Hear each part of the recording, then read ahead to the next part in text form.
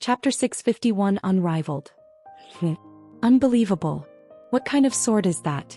I can feel my body trembling all over. Liam stared at the fight that was happening in the distance with a light breath.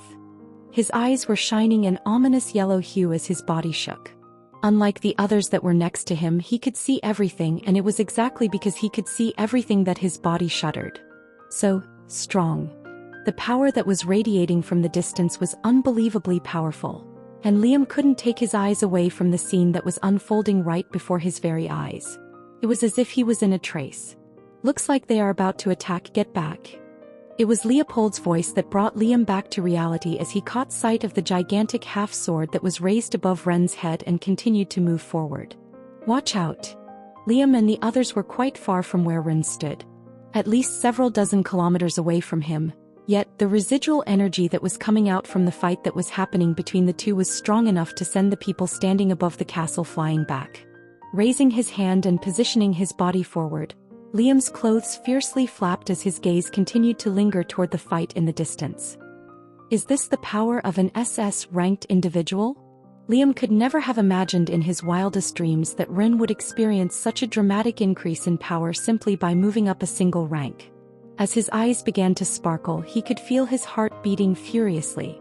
He was very excited. The power that Ren exhibited excited him to no end. Maybe I should also break through. Liam was seriously contemplating whether or not to break through to the next rank, taking into account the likelihood that he could do so if he so desired. It was inevitable that it would still be a few months before he was able to successfully break through, as he was still not exactly there yet. However, the primary reason for this was that breaking through had never been his primary objective, as he had focused on improving his martial arts instead of his rank. Liam, however, was unable to keep his composure as he stared at Ren's figure as he floated through the air like some sort of war god. I want to break through. It was at this point that he finally came to a decision, and he chose to spend the next couple of months working his way up to the next rank. I can't wait. Watch it. Once more, Leopold's frantic voice echoed out loud as another surge of power spread throughout every inch of the land in the vicinity of the castle, and the surroundings began to shake. An even more ferocious gust of wind ripped through their vicinity as Angelica grabbed hold of Ryan to prevent him from getting hit by the airborne debris that carried large boulders and rocks. Watch it. Amora trembled. A sudden and enormous shadow appeared all over the world as a gigantic purplish-black energy sphere that looked like it could have replaced the sun suddenly descended toward where Ren was standing. Under everyone's anxious gazes, they saw a black figure slowly raise his head as he pressed his hand forward in the direction of the large sphere. The half-finished sword that was hovering above his head suddenly disappeared as the world suddenly turned quiet. In that brief moment, Ren's eyes were lifeless, like a god that was overlooking the entire world. When Liam looked into Ren's lifeless eyes, he had the unsettling sensation that he was staring straight into the abyss of his own death. It was frightening. It was then that it happened. As everything came to a sudden halt, Ren's sword reappeared in front of the purplish-black sphere, its tip gently touching the edge of the spherical ball of energy as it did so. The world then turned completely gray as soft ripples spread from the point of contact between the two attacks, adding and removing color from the world with each subsequent ripple. This went on for what seemed like an eternity until all of a sudden, a gigantic red cloud appeared in the sky. It was like something out of a nightmare. At the same time, a terrifying explosion that sounded like it was going to break the world in half reverberated all over the world. Boom. As if the world was crumbling, the deafening explosion spread throughout the entire land as the world distorted and everything started crumbling down. Fuck. This is too much. Fuck Ren. Shit. The people who were standing atop the castle became terrified as they hurled a string of curses and thrust their hands forward to form a massive shield that encompassed the entire castle structure. Even so, as more and more people put their hands up and tried to thicken the defensive system of the castle, the expressions of the many people present didn't look too good, as they knew that it would probably not be enough to mitigate the power that came from the aftermath of the attacks. And they were right. Everything took place in a split second, but the moment the barrier was erected, the residual energy that had been left over from the attack suddenly erupted and traveled all the way to the castle, where it collided head-on with the barrier that had been erected by the others. As soon as the residual energy made contact with the shield, Everyone, including Jean, Emma, Amanda, Angelica, Han Yufei, Leopold, and the rest of them, spat out blood at the same time that their faces instantly turned a sickly white color. Shit, what kind of power is this? Jean let out a loud curse as he covered his mouth with his hand, and blood dripped through the spaces between his fingers as he did so. The rest of the people weren't faring much better either. Their bodies were violently trembling and blood leaked from their noses and mouths. At this precise instant, Jean, who had his hand pressing against the barrier, jerked his head back and looked at Liam with bloodshot eyes. What are you doing? Help out. Oh, right. After being called out, Liam was finally able to pull himself together and get a grip on the situation. As he looked at the barrier that was trembling, he waved his hand and mana erupted from the tips of his fingers. Instantaneously, the barrier that had been violently shaking a few moments ago stopped shaking altogether. And as things began to steady themselves, it also began to thicken up. Everyone looked at Liam with baffled looks on their faces as Jin's mouth quivered. Why? If you could have done that from the beginning, why didn't you? I was too absorbed with the fight that I forgot. Indeed, the fight had taken all of his attention. So much so that he only protected himself and forgot about the others. Fortunately, he was able to remedy the situation in time and managed to successfully support the barrier. Jean was left speechless by his reply. Before he could say anything else, the world stopped shaking and everything settled. Everything in front of the castle was obscured by a massive dust cloud that blanketed the entire planet. At that precise instant, all of the individuals stopped channeling their mana, and the barrier that had been covering the castle began to gradually vanish. With a swipe of Liam's hand, the dust in the air vanished as a gust of wind blew and scattered everything away, revealing the state of the battlefield. Hiss. When everyone looked at the land, they all took a deep breath as they saw that it had been completely ripped apart and shredded.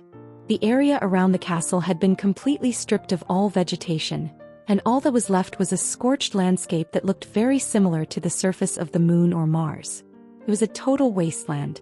Everyone could feel a slight heat radiating from the ground, and there was a lingering smell of sulfur in the air. Steam was rising up from the ground at the same time, twisting the view of the land ever so slightly. In spite of this, nobody seemed to care as they all looked off into the distance, where a figure sat atop a rock covered in blood and with wounds all over his body. His hands were propped up on his raised knees, and his dark hair was pushed forward as they covered his eyes. If one looked carefully, one could see steam beginning to rise from his body, which was exposed through the gaps in his tattered clothes. Under him was the mangled carcass of a demon, which had been ripped in two, exposing its core, which was fractured in several places. At this precise instant, everyone felt their breath leave their bodies as the image of Rin etched itself firmly into the consciousness of each and every person present. It then slowly sunk into their mind. On this very day Rin conquered Amora. Chapter 652 Unrivaled. Amidst the charred remains of the world, Rin stood still and looked around him with a lost expression on his face. His vision was obscured by the rising smog from the depths of the earth, which obscured the ruined landscape that surrounded him. The surrounding surface had been stripped of all vegetation for some time now, and what was once a vast grassland filled with vegetation had been reduced to nothing more than a rocky surface that was covered in blood and the remains of various body parts. Rin lowered his head to examine his trembling, bloody hands. I've overworked myself. He struggled to take a breath and could hardly move his body as a searing pain spread throughout his entire body. He was helpless. His vision was hazy, and the only thing he could make out in his nose was a potent burning odor. Ugh.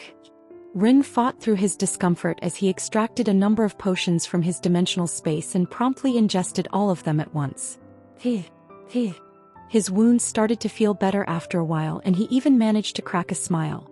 Even so, the severity of his wounds was such that it would take a considerable amount of time for him to fully recover. Nonetheless, Rin was aware that a significant portion of the discomfort that he had been feeling was gradually disappearing. As he finally began to loosen the tension in his brows, a pleasantly warm feeling spread throughout his entire body. It wasn't long before he regained the ability to move his body, and his vision began to improve as well.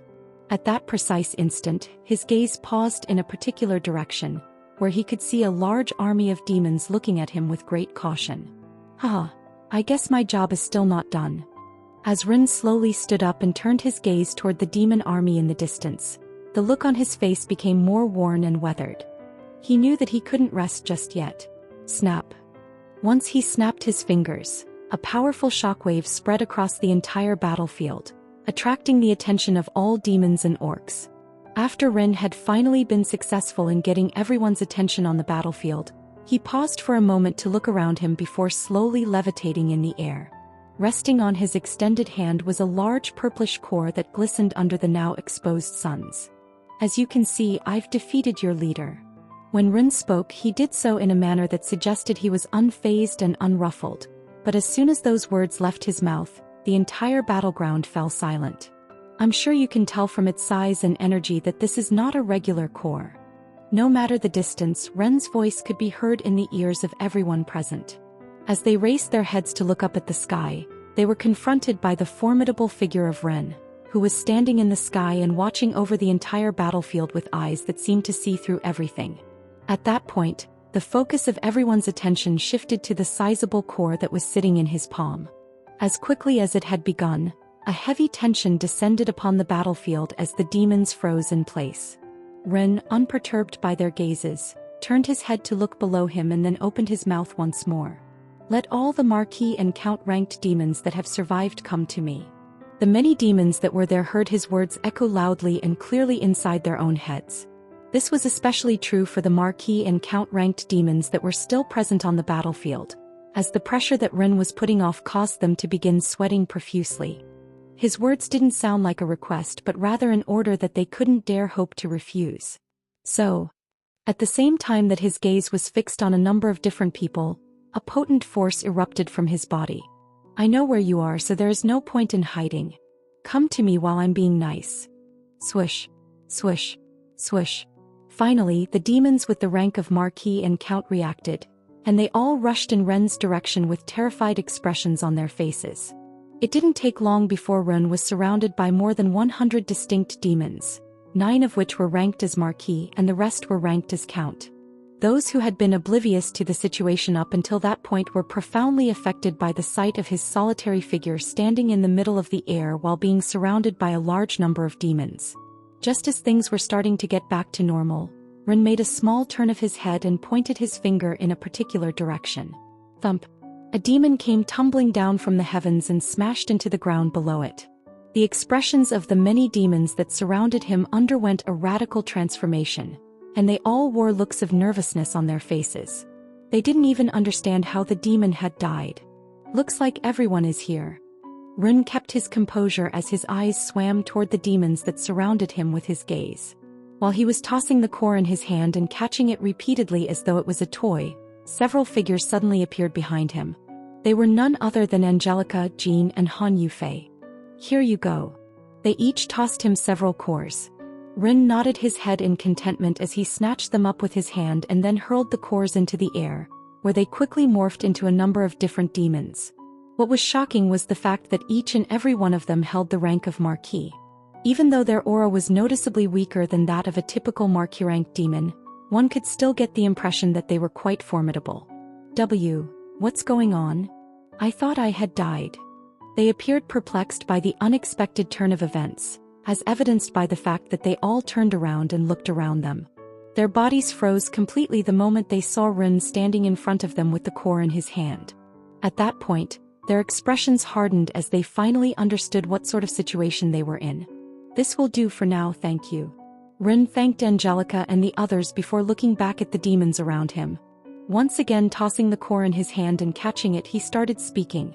I'll give you guys the same offer that I've given this guy. Submit to me or... Narrowing his eyes, Ren's voice deepened. Come at me all at once. As he spoke, the already tense atmosphere became even tenser, and the demons cautiously stared at one another. Come at him all at once? There were a total of 15 demons with the rank of Marquis and approximately 200 demons with the rank of Count. If they were to launch a full-scale assault on him at the same time, would they have a fighting chance against the human that stood in front of them? As they exchanged glances and secretly communicated with one another, every demon in the room entertained a variety of different thoughts. It was right at this moment that one of the demons spoke up.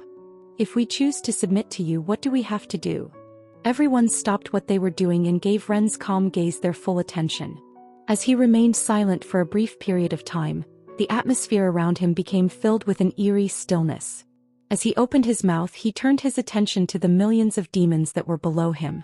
There seems to be a lot of demons present. What do you say we reduce the numbers to a manageable level? Hif. All the demons drew a cold breath. The meaning of Ren's words was crystal clear.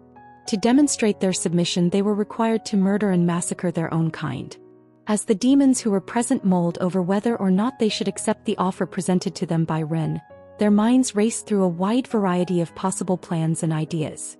Soon enough, a minute had passed and not a single demon had still accepted his offer.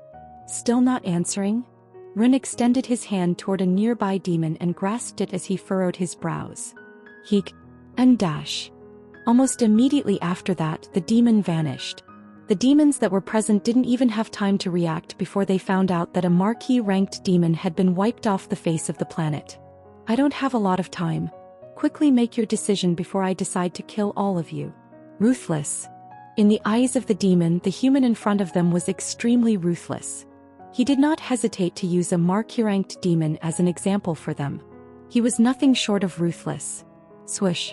Swish. His method seemed to have stimulated something within the demon's mind, as evidenced by the fact that it caused them to shoot down from the sky and begin attacking the lower-ranked demons below. Hike.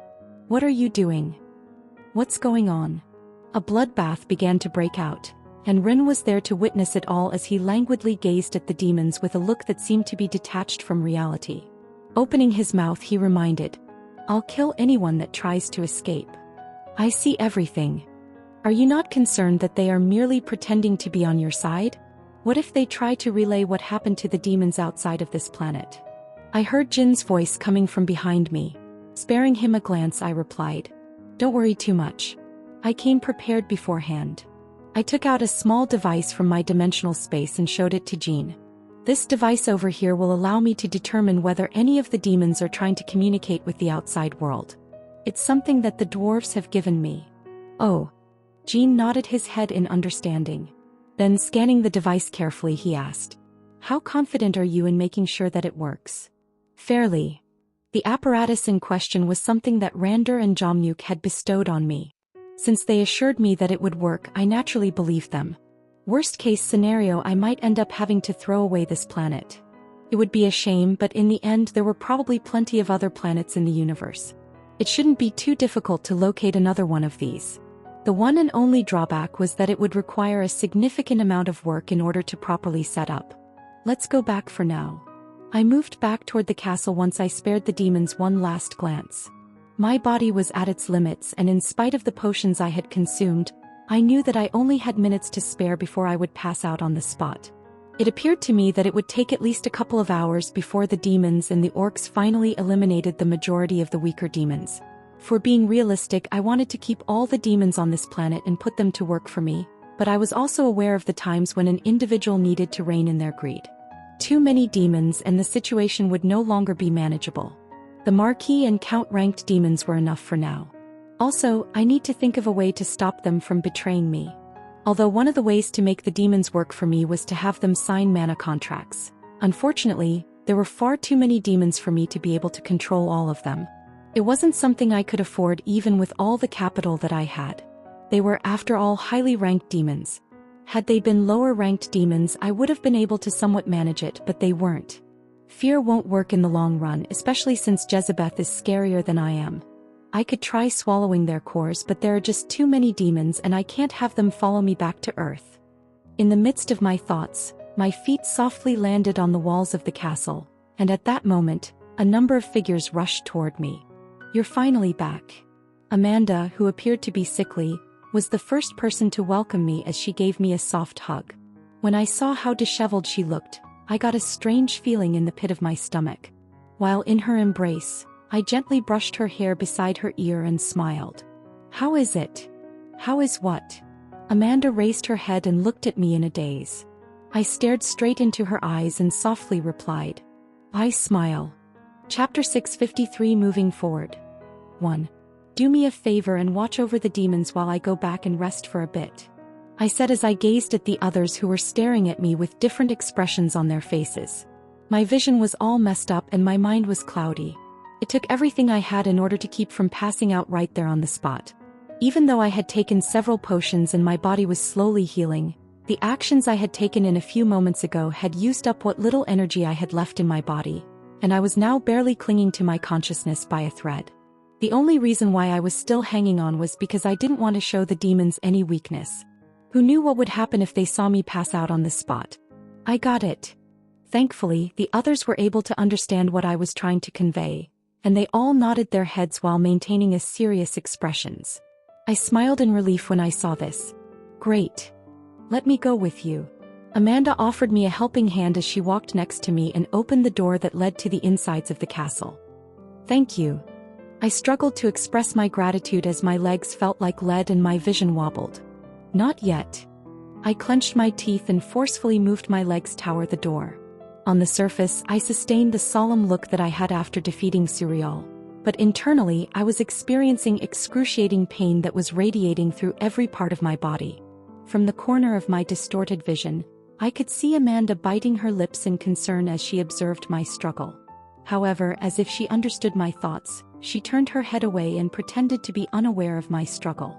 I was thankful for that, and mustering every little bit of my willpower, I finally walked into the castle. It wasn't until I heard the sound of the door closing behind me that I breathed a sigh of relief. Thank God I made it. My body went limp and my vision turned black after that. Just as I was expecting to hit the stairs in front of me, I felt something soft slowly embrace me as I heard a soft whisper inside of my ears. Thank you for your hard work. A week later. Almost everything has been sorted. Silik's loud voice echoed out loud as he entered a large hall where a number of figures were seated behind a large oval table made of wood. His gaze was drawn in particular to the individual who was seated at the head of the table.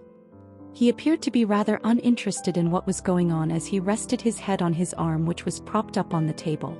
Sparing Silik a short glance, he asked, "Have all the weaker demons been eliminated?" "Most have, yes," Silik replied in a solemn tone. Silik felt an overwhelming sense of reverence and awe as he stared at the figure that was seated at the very end of the table. Silik had previously believed that the war was going to mark the end of the orcs, but his presence alone had single-handedly brought an end to the conflict. I never expected that weak human to become so strong. Silik was absolutely convinced by Ren's capabilities. The orcs respected the strong, and Ren in Silik's eyes was extremely strong. As the silence continued to reign throughout the hall, Ren started making light tapping motions with his finger on the wooden table. "What about the Count and Marquis ranked demons? What are they doing?" "Regarding them, they are presently awaiting your instructions outside." Silik responded once more, his voice containing even more hints of awe. "His decision to have the demons fight amongst themselves is truly worthy of my respect. In essence, by attacking their own kind, they had betrayed their own race. Of course, this was under Ren's threat, but to the demons this didn't really make a difference. Despite the circumstances, the fact that they went against their own kind was unquestionable. If the other demons found out about this, there was no question that they would look down on them and scorn them. It was a brilliant move on Ren's part to have them kill members of their own kind, as it would make Ren's plans to have them join his side much simpler. After all, if they had nowhere else to go besides staying with Ren, who could show them some benefits, it was inevitable that they would accept to be under his authority. Since they have been waiting for me, it is only right that I speak to them. Let them in, Silik. As you wish. Silik carefully nodded his head. Silik behaved like a subordinate in front of Ren despite the fact that he was an orc chief who took great pride in his position. It had to be said that Ren's performance over the past few months had truly earned his respect. Silik turned around and exited the hall, calling for the demons to enter. "I want to go back. The fact that there was so little mana in this world was giving me a headache. Having recently achieved SS- rank, the one thing I required most was mana, but this world was lacking in that particular resource. It was also important to emphasize the fact that my injuries were still quite severe and that even sitting still caused me a great deal of pain. My body required mana in order to recover, but there was a distinct lack of mana in the air, so my recovery time was significantly longer than it ought to have been. Despite the fact that I had a mana chamber at my disposal, it was far from enough to satisfy me, as I had depleted the majority of my mana during the fight. In addition, considering how difficult and time-consuming it was for me to activate a mana chamber in order to completely replenish my mana supply, my head started to throb intensively. How troublesome. It truly was. Something on your mind, Ren? I suddenly heard Ryan's voice coming from my right. When I raised my head to look at Ryan, I was startled to notice that everyone was looking at me at the moment. I slouched down on the table and responded in a lazy manner. Nothing much, I was just thinking that I want to go back to Earth. Kind of tired of this planet. After exchanging looks with the others, Ryan shrugged his shoulders. Sorry to break it to you, but we still have a lot of things to figure out before going back to Earth. Firstly, the arrangements regarding the city that you're planning on building, then the demons that... I know. I let out a deep sigh as I leaned my head back over the table and waved my hand around in an uninterested manner. I want a break. Don't we all? Melissa commented from the side. Lifting my head slightly, I asked, did you find what you were looking for? Nope. Melissa shook her head. In spite of the fact that she appeared unruffled, there was evidence of disappointment written all over her face. My brows furrowed and a thought occurred to me. I remember that there was a treasury in Azeroth's castle where there were a lot of herbs. In fact, now that we've conquered the whole planet, there's a lot of treasure that we have to collect. When I thought about all of the treasures that were in the demon's possession, I noticed that I was finally starting to feel energy enter my body again. I couldn't help but feel excited when I thought about all of the treasures that were going to end up in my possession. Just when I thought I was going to be poor once again from this city project. I stood up from my seat and looked at the others. All right, Lou. It was precisely at this instant that the doors of the hall suddenly flung open, and a number of individuals entered the space. I turned my focus away from the others and toward the demons that had just entered the hall. All expressions on my face quickly vanished. Just in time. Since they are all high-ranking demons, they should know which place has the most treasures and where it's located. The thought caused my eyes to sharpen, and without intending to, I let out some of my aura, which had the effect of repressing the demons that were present. I've brought them as you've requested. Silig's voice was cracking as he attempted to speak. I didn't bother to look at him, but I did nod my head before sitting back down in my chair. Thank you. While idly resting my head over my hand that was propped up on the table, I swept my gaze over the various demons that were present. A silent atmosphere pervaded the area as none of the demons dared to speak. I shifted my focus to Silig and inquired, "Tell me how many demons each one of them has killed." "Yes." Silig nodded his head and took out a scroll. Evidently he was prepared. Marquis Rant Arc 23,491 demons, Marquis Ivasov 27,872 Marquis. I listened to Silig's list, alternating my gaze between the demons whose names were being mentioned. They all had a look of submission and defeat plastered across their faces at the moment. They sure did a lot of work. It may have taken a long time, but they certainly eliminated a large number of demons. I guess they care more about their skin than their own kin. With a shrug of the shoulders, I slowly rose from my seat and extended my hand. Count Iskrian 1478 Demo. Thank you, Silig. I began speaking as I directed my attention toward the demons that were in front of me. Alright, I'm satisfied with what I'm hearing. It seems like you've all obediently accomplished the task that I've assigned you. I'm very happy. I clapped my hands once and proceeded to head for the door of the hall. Here's your next task. I stopped as I approached the entrance to the hall. I then mumbled something in a voice that was loud enough for everyone to hear without turning around. Reveal to me the locations of all treasuries located on this planet. When I mean all, I mean all. My eyes narrowed as I rapped on the side of the door and I let out a whiff of my aura. I've already shown you mercy once. Make sure to treasure your life. I immediately left the hall after that. This should be enough. Chapter 654 Moving Forward. 2. According to the information that was provided to me by the demons, there were a total of 8 treasuries situated across the surface of this planet. It's possible that there are more, but that's all the information that the demons shared with me. It remains to be seen in the future whether or not that is the truth or not. Is this the main castle? I came to a halt to look into the distance, where an enormous and eerie black castle appeared in my vision.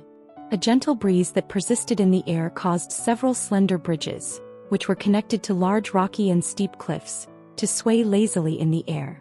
The bridges established a connection between the cliffs and the castle, which was perched in the middle of a rocky pillar that was surrounded on all sides by nothing but emptiness. Its imposing structure and design filled me with admiration. It was nothing short of a structural masterpiece. Fortunately, I can now fly. If not for that fact, I would have had trouble crossing those bridges. The thought of crossing those thin bridges that connected to the castle sent shivers down my spine. The scenery was not for the faint of heart. Turning to look at the demon beside me, I nudged with my head. "All right, bring me in."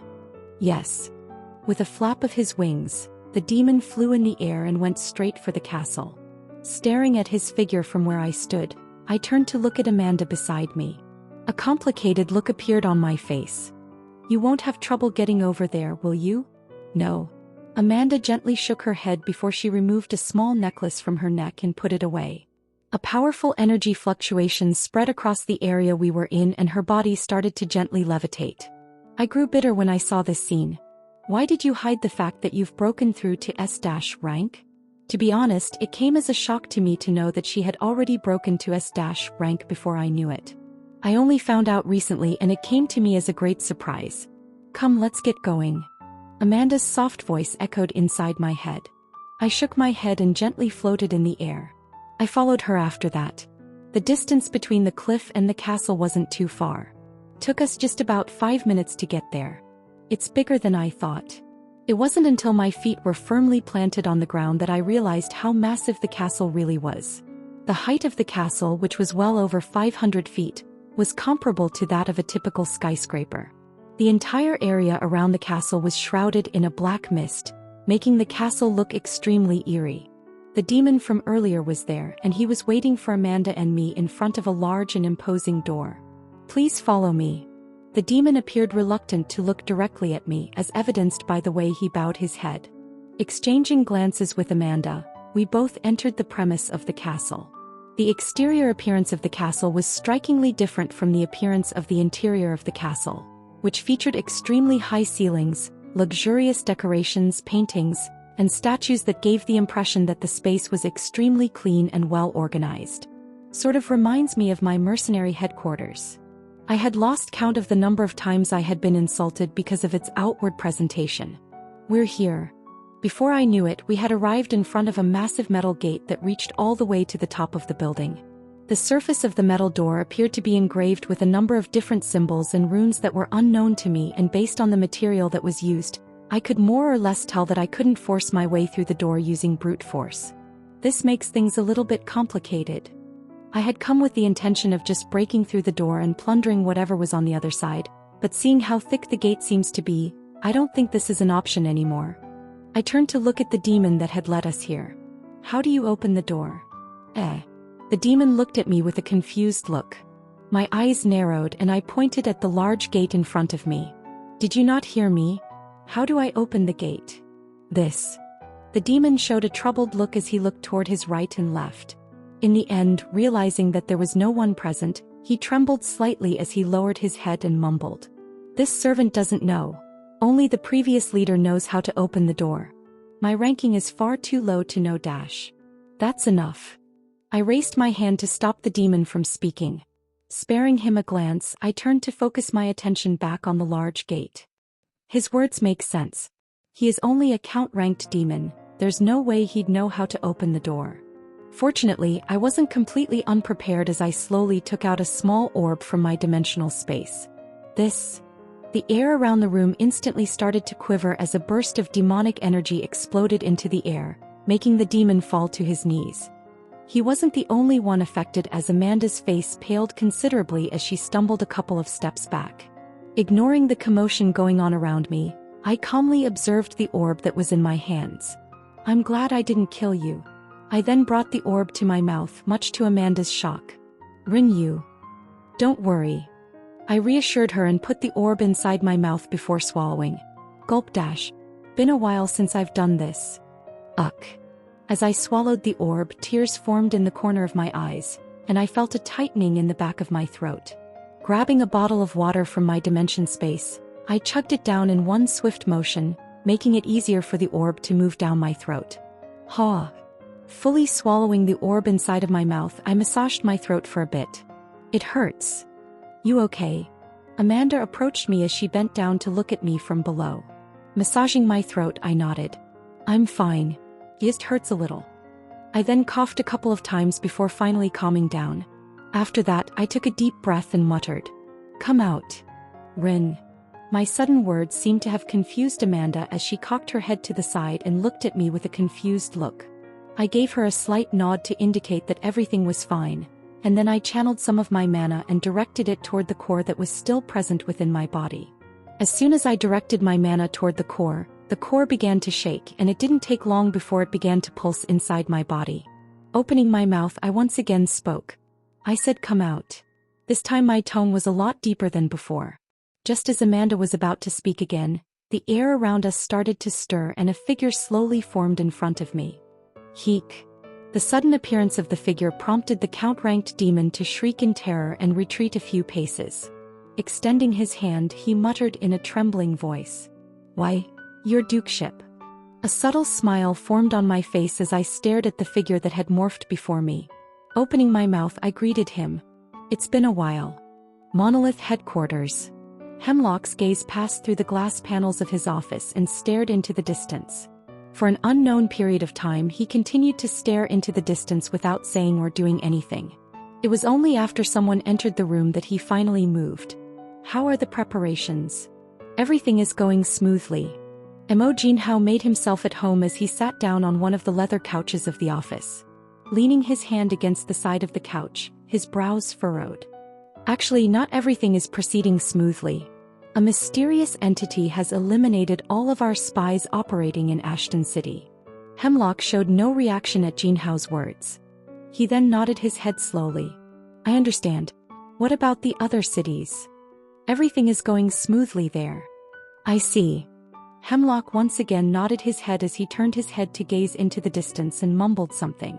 "From this alone, we can assume that whoever is responsible for the killings of our spies is someone from Ashton City." "Ha! Whoever is responsible for all of this is from Ashton City," Hemlock repeated after seeing Jinhao's confused look. "Ah, right." Emo Jinhao agreed with the assessment as he nodded his head. Interlocking his hands behind his back, Hemlock asked, "Is there anything else that is known about the entity? Is it just one person? Multiple people? How does he fight?" "From what we've gathered, the entity seems to be someone who uses the sword. This isn't 100% confirmed as he eliminates all of his victims after killing them. However, since the people he's killing are contractees, after contacting the demons who were contracted with them, we've managed to figure out that he seems to be someone who uses the sword." "Sword user," Hemlock mumbled under his breath. "What's on the list of the individuals he has killed?" Emo Jinhao's brows furrowed. Extending his hand, a journal materialized in his hands. Carefully opening the book, he read through the contents before answering. "So far, most of the individuals killed are high-ranking members of the Union. There are a couple of low-ranking members who are also on the list." Hemlock tapped his thumb against his hand. Falling into deep contemplation, his brows relaxed for a moment and he asked one more question. "What is the Union's reaction to what is happening?" "Nothing," Emo Jinhao replied as his eyes narrowed. "In fact, the Union seems to be covering up whatever is happening. From the looks of it, they are either working with the person responsible for this or don't want to let the public know about the fact that they are riddled with spies." "Right." Hemlock finally turned around and looked at Emo Jinhao. He then started to share his conclusions. "From the list, we can gather that he's killed a couple of S-ranked individuals. From this alone, we can determine that the culprit is someone of that rank. This makes things much easier for us to narrow down since there aren't many S-rankers in Ashton City. He also seems to be a sword user, which further narrows down our search to at most a couple of hundred individuals. However, seeing how he has managed to kill so many S-rankers, it is likely that he is a ranked hero. This once again narrows our search significantly.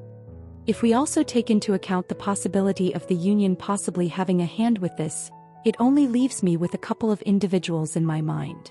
Listening to Hemlock's words, Emo Jinhao's back straightened. His face turned extremely serious. "Do share." Closing his eyes for a brief moment, Hemlock's face turned extremely cold. Taking into account everything that we know so far, several people come to mind. However, if I had to make a rough guess, I would say that the culprit is either 876 Rendover or Kevin Voss. Chapter 655 Moving Forward. 3. Kevin Voss, 876? As soon as he heard those two names, Mo Jinhao's demeanor immediately changed to a gloomy one. This was especially so after hearing 870SAX's name. Mo Jinhao still couldn't hide the shame that he had suffered at his hand in spite of the many years that had passed since the events that led them to sign a truce with the Union. Are you saying that the ones that are responsible for all of this are either one of these two? Mo Jinhao's voice turned ferocious as he gazed at Hemlock's back. The burning anger that he had been hiding deeply came rushing out all at once. Hemlock turned around before he could say anything else. Calm down. It's still a hypothesis, and even so, I believe that the one that is most likely the culprit is Kevin, not 876. Mo Jinhao tilted his head when he heard Hemlock's words. Why do you think so? By now we both know 870SIX's real identity. Rendover, right? Correct. Mo Jinhao calmly nodded his head as his face turned expressionless. The rage that had just a few seconds ago been bubbling to the surface of his body had already subsided and retreated to the depths of his being once more. Hemlock secretly nodded his head when he saw this. It was this particular trait of Jinhao that made him an especially scary individual. He was someone capable of holding a grudge for a very long time without losing sight of himself. A very important trait for someone so high up in an organization. According to the information we have, Rendover is the rightful successor of the Keiki style, and based on the reports you've shown me regarding the demons whose contractors have been killed, the demons' injuries do not indicate that their attacker was a practitioner of an incredibly fast sword art. At least from what I figured, the demons did not experience a sharp, singular pain, a trait that symbolizes the essence of the Keiki style. Furthermore, with someone who is now ranked 18, killing a bunch of S rankers should be a trivial thing. Hemlock perfectly laid out his train of thoughts to Jinhao, who further questioned. So you think it's because of this that it isn't 876? Not quite. Hemlock shook his head. 876 may be employing a different art on purpose in an effort to erase his traces. That makes sense. Mo Jinhao's body relaxed further onto the sofa he was sitting on as he asked. If that's the case, why do you think that it's more likely Kevin Voss who is the culprit? Simple, really. The tips of Hemlock's mouth curled into a thin smile the moment the question reached his ears. According to my knowledge, Rin is a close friend of Kevin Voss. If I were in his position, I would have known that by concealing the Keiki style, Kevin Voss would become a target of suspicion, putting him in danger. If Rin was as good a friend to him as the reports claim, he would never do this. Therefore, I am more inclined to believe that Kevin Voss is the true perpetrator. What you said makes sense. Mo Jinhao's brows relaxed after hearing Hemlock's train of thought. As expected of him, he isn't the leader for no reason. Jinhao gained a better understanding of the situation after hearing his assessment. There were still a few things that did not make sense, but compared to his previous hypothesis, this one seemed the most plausible. If that's the case, how should we PR? Knock. Knock. A soft knock on the door abruptly cut him off in the middle of his sentence. Both his and Hemlock's heads turned to look in the direction of the entrance to the room, wondering as to who had knocked on the door. A voice that was croaky and raspy rang in their heads not long after that. Pardon my intrusion, but I have something to report. Jinhao's complexion changed the moment he heard the voice while Hemlock's remained serene. Casting Jinhao a glance, he waved his hand in the direction of the door as it flung open, revealing the features of a demon. Is there anything you need, Everblood? I do. Everblood entered the room slowly and greeted Jinhao, who promptly ignored him. Smiling, he walked up to Hemlock, seemingly unbothered by his Jinhao's attitude, and cracked a twisted grin that reached the corners of his eyes. I've got a very interesting idea, do you want to hear it? Suriel's expression was that of defeat as he stared at the human standing before him. He never in his life expected to lose so badly to a human, and not only that, but he also never expected to have his core imprisoned inside of the human. With just a single thought, he could end his life in an instant. Even so, Suriel had the pride of a demon. He wasn't going to let the human walk all over him just because his life was in his hands. He wasn't like the other traitorous bastards who would do anything for the sake of their lives. even if it meant killing their own people. What do you need, human? He inquired in a chilly tone as he looked at the human. Staring back at him, the human opened his mouth and replied. Firstly, I have a name. Fern. I would much appreciate it if you referred to me using that name. When Suriel heard the human's voice, the pupils in his eyes began to constrict ever so slightly. His thoughts were consumed by nothing but rage. Suriel's face twisted with rage as he recalled the fact that the human before him had completely dashed any hopes he had of rising to the rank of prince. So what if he can kill me on the spot? When the time comes and he lowers his guard, I'll use this chance to kill him. In Suriel's mind, his life was already over. For as long as he could kill Ren, Suriel was satisfied. Ren, on the other hand, didn't appear to care about his thoughts as he pointed in the direction of the gate that was standing in front of him. The reason I called you is because I want your help. Tell me how to open this door. This is... Suriel didn't realize he was back in his own castle until Ren pointed it out to him. To be more specific, he was standing next to his treasury. Ah, I see. He only needed a quick glance to quickly understand the situation. As he tried to think of something, a plethora of different ideas rushed through his head all at once. You want to enter the treasury, don't you? Isn't that obvious? Rin replied with a calm look. When their eyes met, Suriel felt a chill run down his body, and behind his closed lips, he clenched his teeth in a show of defiance. It appeared as though the human had figured out whatever it was that he was intending to do just by giving him a single glance. Since he knows, I might as well say it. Suriel gritted his teeth and decided to speak up. If I tell you... No. He was cut off before he could even finish his sentence. Staring at him with an all-knowing look, Rin spoke up. I will not grant you freedom if that's what you're asking. Even if I make you sign a contract that will stop you from taking revenge on me, it would honestly be a waste to lose someone as strong as you. Rin stepped toward Suriel. Suddenly, just as Suriel was about to retreat, he was paralyzed by a terrifying pressure that was pressing down on his body and preventing him from moving in any way. The pressure didn't come from Ren's strength. Rather, it was coming from the core inside of Ren's body. It was becoming increasingly clear to Suriel that Ren had concentrated his mana directly on his one and only weakness, which was the reason for the pressure.